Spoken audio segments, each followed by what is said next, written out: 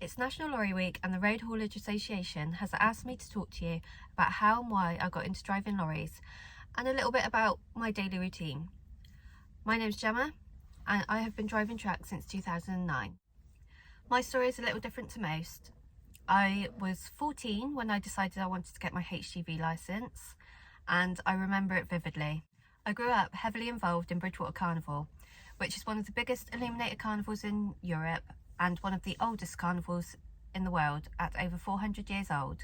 It was the late 90s and carnival carts were getting bigger and heavier. We were allowed to build to 11 foot wide, 16 foot high and 100 foot long with 2 trailers. At the time, all the carts were being pulled by tractors and we had a lovely little Fordson Major.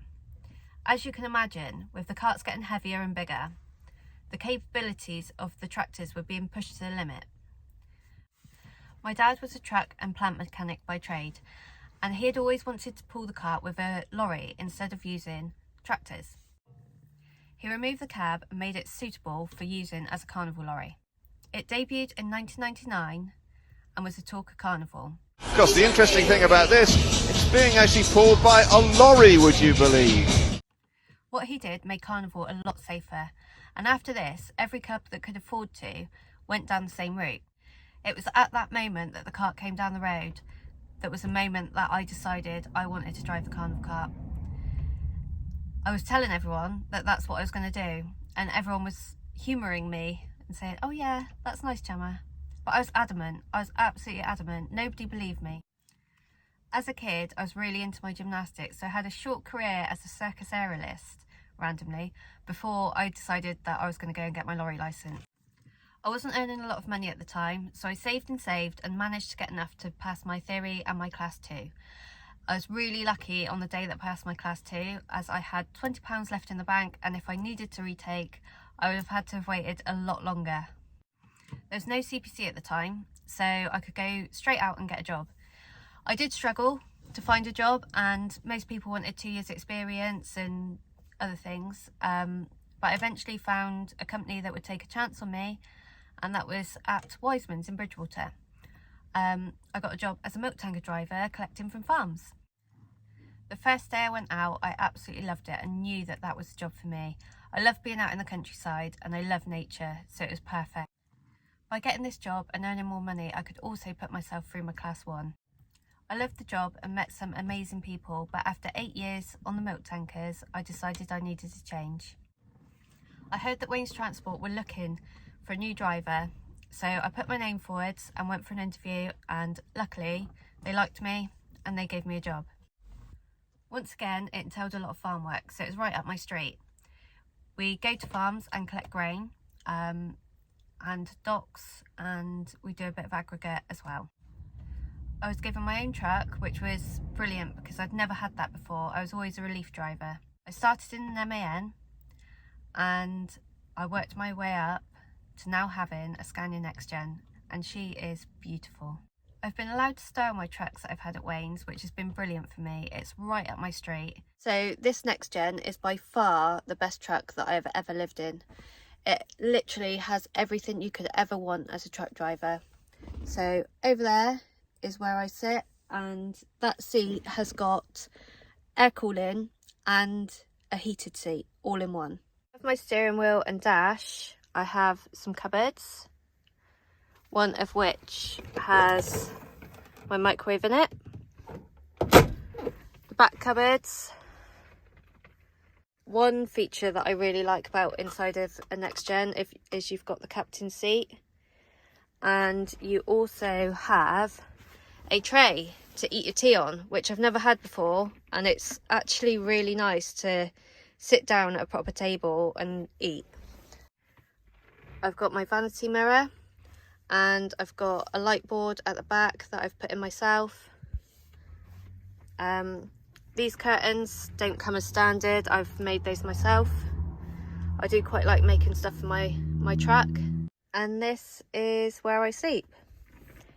And it does have a pull out, so you can pull it out slightly, so it makes it a bit wider.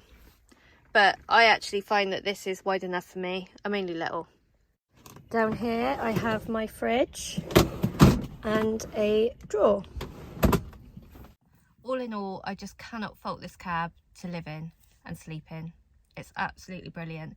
Compared to the trucks that I drove when I first started driving, it really has got everything. Having air conditioning rather than wind down windows just is something that I never knew that I needed, but I love having it. So I never really have a normal day. It could change from day to day or week to week or hour by hour. You just do not know. So basically I get my first job on a Monday, and then I don't know what my next job is until I ring up once I finish that first job. So it's a bit like a magical mystery tool, but it's great. So for example, yesterday was Monday. I tipped a couple of local loads.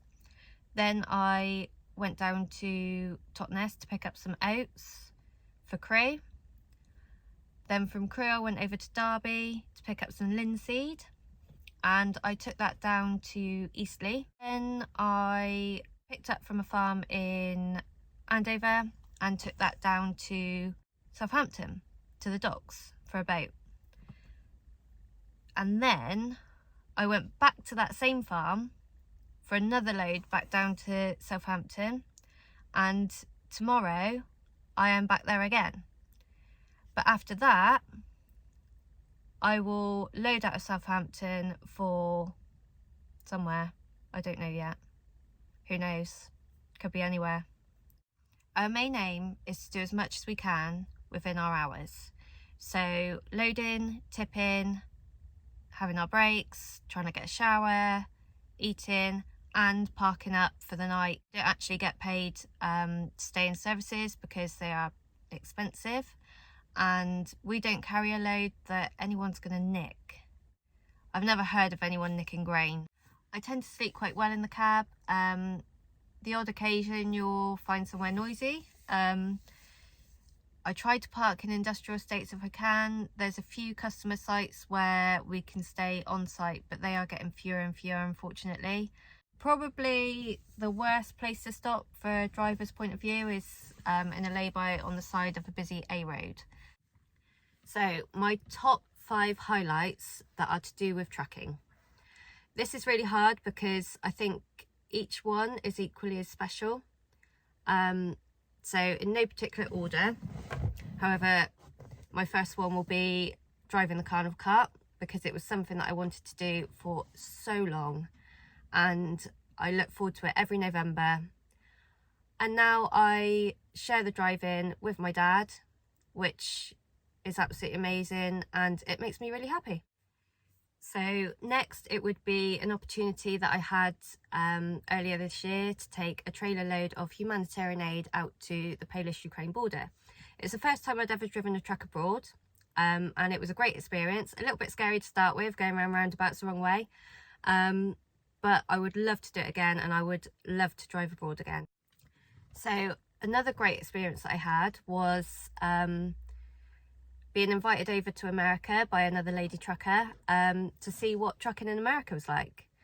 So I went over there for a week and spent the week with her doing local American cool things and going out in the truck with her. It was one of the best trips of my life, and it was so interesting.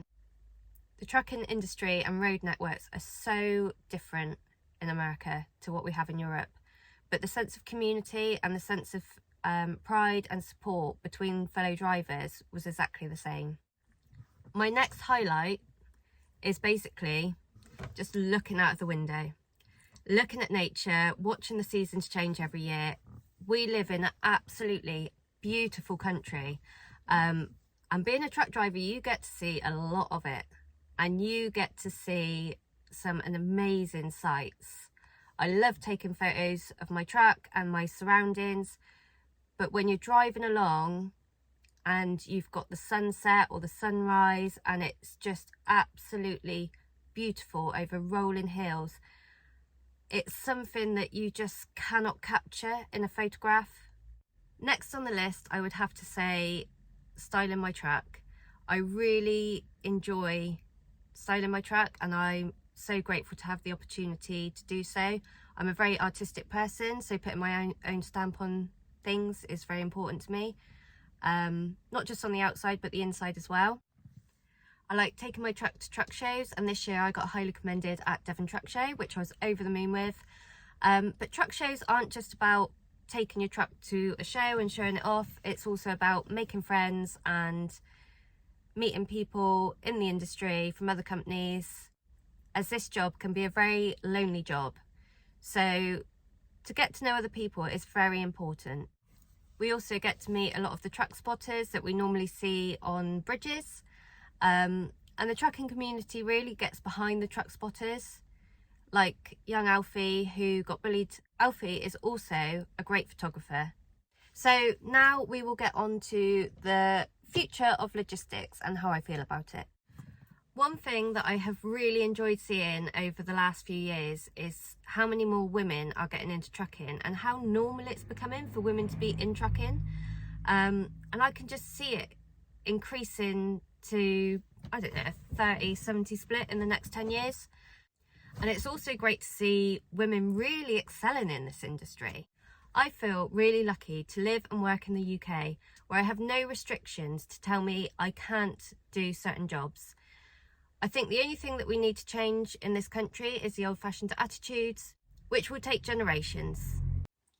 There are some women in the world that aren't quite so lucky as us, and I really hope that their heroic protesting will one day bring them equal rights. I think in the next 20 to 30 years, it is inevitable that there are going to be a lot of changes. I think this is going to be scary and exciting. I think it's scary because the end of the diesel engine will change everything that we know about trucking. For me personally, I love the smell of diesel because it just smells like my dad, and the sounds and smells that come along with a diesel engine, it's very comforting to me, and I think that would be the same for quite a lot of people who've grown up around trucking and engines. So it is going to be hard for some people. I think the passion for diesel engines will stick around for a very, very long time, and I can see us having diesel fares like we do steam fares, even after everything goes to an alternative fuel. And as much as we worry about it changing, if we don't keep up, we will only get left behind. I love the environment and I hate seeing what humans are doing to the planet. I know it's not going to be easy, but it will be a step in the right direction and it will be worth it. I'm also really excited to be part of a massive change in history. We are going to be the first people out there trialling and reviewing all these new trucks. However, one thing that I cannot be convinced on is driverless vehicles. I think that is just, for me, that is a step too far. If you're looking at becoming a lorry driver, I hope this has helped. Who knows, maybe I'll see you out on the road one day. Thank you for watching.